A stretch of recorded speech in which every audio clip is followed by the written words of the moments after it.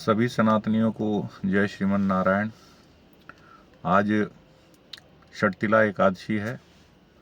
माघ मास के कृष्ण पक्ष की एकादशी का नाम षटतिला एकादशी है और आज मैं आप सबके सम्मुख इस षटतिला एकादशी का महात्म्य, इसकी कथा प्रस्तुत कर रहा हूँ।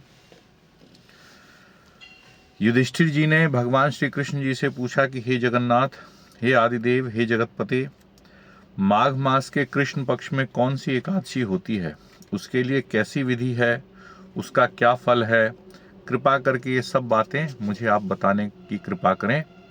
तब भगवान श्री कृष्ण कहते हैं कि हे राजन सुनो, माघ मास के कृष्ण पक्ष की जो एकादशी है वह षटतिला के नाम से विख्यात है, जो सब प्रकार से पापों का नाश करने वाली है। इस षटतिला एकादशी की पाप हारणी कथा को सुनो, जिसे मुनिश्रेष्ठ पुलत्स ने दाल्भ ऋषि से कहा था। तो ये कथा दाल्भ ऋषि को मुनि पुलत्स जी ने कहा था।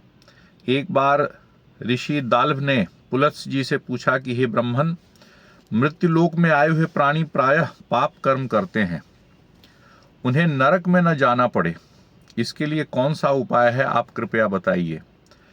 तब पुलत्स जी ने कहा कि हे महाभाग, तुमने बहुत अच्छी बात पूछी है, मैं आपको वह सब चीजें बतलाता हूँ, सुनिए।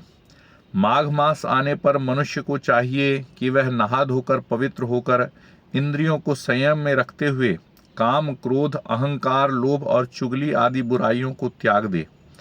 देवाधिदेव भगवान श्री विष्णु का स्मरण करके जल से पैर धोकर भूमि में पड़े हुए गोबर का संग्रह करे, अर्थात जो गाय का गोबर है उसको उठाए, उसको ग्रहण करे और उसमें तिल और कपास मिलाकर 108 पिंडिकाएं बनाए, अर्थात तिल और कपास गोबर में मिलाकर छोटी छोटी 108 गोलियां बनाए। फिर माघ में जब आर्द्रा या मूल नक्षत्र आए तब कृष्ण पक्ष की एकादशी को करने के लिए नियम को ग्रहण करें। और एकादशी के जो नियम है वह पूर्व में हम बता चुके हैं कि क्या क्या नियम है एकादशी के व्रत के। उस प्रकार से नियमों को ग्रहण करें एकादशी के व्रतों का, और भली भांति स्नान करके पवित्र होकर शुद्ध भाव से देवाधिदेव भगवान विष्णु की पूजा करे। यदि कोई भूल हो जाए तो भगवान के नाम का उच्चारण करे, अर्थात कोई गलती होने पर बार बार भगवान का नाम ले और उनसे क्षमा मांगे। रात्रि को जागरण और होम करे। एकादशी के व्रत में जागरण का विशेष महत्व है, रात्रि जागरण का। चंदन, अगरजा, कपूर, नैवेद्य आदि सामग्री से शंख, चक्र और गदा धारण करने वाले देव देवेश्वर श्री हरि का पूजन करे। तत्पश्चात भगवान के नाम का स्मरण करे और बारंबार उनके नाम का उच्चारण करते हुए नारियल अथवा बिजोरे के फल से अथवा कुम्हड़े से भगवान को विधि पूर्वक पूजन करने के पश्चात अर्घ प्रदान करे।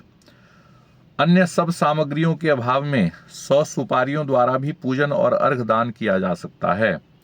अर्घ जब भगवान को प्रदान करें तो इस प्रकार से मंत्र कहे कि कृष्ण कृष्ण कृपालुस्त्वम अगतीनाम गतिर्भव संसारार्णव मग्नानाम प्रसीद पुरुषोत्तम।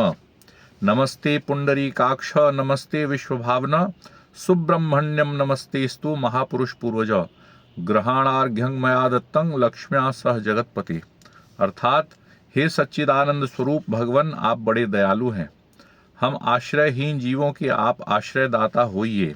हे पुरुषोत्तम, हम संसार समुद्र में डूब रहे हैं, आप हम पर प्रसन्न होइए। हे कमल नयन, आपको नमस्कार है। हे विश्वभावन, आपको नमस्कार है। हे सुब्रह्मण्य, आपको बारंबार नमस्कार है।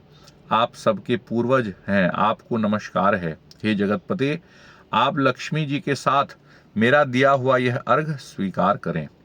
तत्पश्चात ब्राह्मण की पूजा करे, उन्हें जल का घड़ा दान करे, साथ ही छाता, जूता और वस्त्र का भी दान करे। दान करते समय ऐसा कहे कि इस दान के द्वारा भगवान मुझ पर प्रसन्न हो। अपनी शक्ति के अनुसार श्रेष्ठ ब्राह्मण को कृष्ण गौ अर्थात काले रंग की गौ का दान करे। हे द्विजश्रेष्ठ, विद्वान पुरुष को चाहिए कि वह तिल से भरा हुआ पात्र भी दान करे। उन तिलों के बोने पर उन पौधों से जितनी शाखाएं पैदा होती हैं उतने हजार वर्षों तक वह दान करने वाला व्यक्ति स्वर्ग लोक में प्रतिष्ठित होता है। इस एकादशी का नाम षटतिला है। इसमें 6 प्रकार से तिल का प्रयोग किया जाता है, अर्थात तिल का प्रयोग 6 प्रकार से इस एकादशी के व्रत में किया जाता है। वो क्या क्या है? तिलस्नाई, तिलोद्वर्ती, तिल होमी, तिलोदकी, तिल दाता च भोक्ता च, षटतिला पाप नाशनी। अर्थात तिल से स्नान करे, यानी स्नान के जल में तिल मिलाए, तिल का उबटन लगाए अपने शरीर पर, तिल से होम करे अर्थात हवन में तिल का प्रयोग करे, तिल मिलाया हुआ जल पिए अर्थात पीने के जल में भी तिल डाले, तिल का दान करे और तिल को भोजन के काम मिले। इस प्रकार 6 कामों में तिल का उपयोग करने से यह एकादशी षटतिला कहलाती है, जो सब प्रकार के पापों का नाश करने वाली है। इस प्रकार षटतिला एकादशी का यह महात्म्य है। आप सब पर भगवान कृपा करें, भगवान नारायण की कृपा आप सबको प्राप्त हो। और किसी का ये प्रश्न भी था कि क्या एकादशी में हम तिल ग्रहण कर सकते हैं, तो स्पष्ट रूप से ये आदेश है कि तिल का भोजन अर्थात भोजन के पदार्थ में जो भी व्रत में हम भोजन ग्रहण करते हैं, चाहे फलाहार हो अथवा दुग्ध का जो पेय पदार्थ है अथवा दूध से बनी मिठाइयाँ हैं, जिसका सामान्य रूप से लोग प्रयोग करते हैं, क्योंकि व्रत में जो नियम है वो तो बहुत बड़े बड़े हैं, लेकिन आजकल के समय में उतने नियम का कोई पालन नहीं करते, भोजन भी ग्रहण करते हैं व्रत का। तो तिल अगर हम ग्रहण करते हैं अर्थात पीने के जल में भी, स्नान के जल में भी तिल डालने का विधान बताया है और भोजन के निमित्त भी तिल का प्रयोग करना बताया गया है। तो एकादशी, इस षटतिला एकादशी के दिन तिल ग्रहण करने से व्रत भंग नहीं होता। आप जो भी व्रत में भोजन इत्यादि लेते हैं, भोज्य पदार्थ लेते हैं, उसमें तिल मिश्रित अवश्य करें। जल जो पिएं उसमें भी 1 चुटकी तेल डाल दें।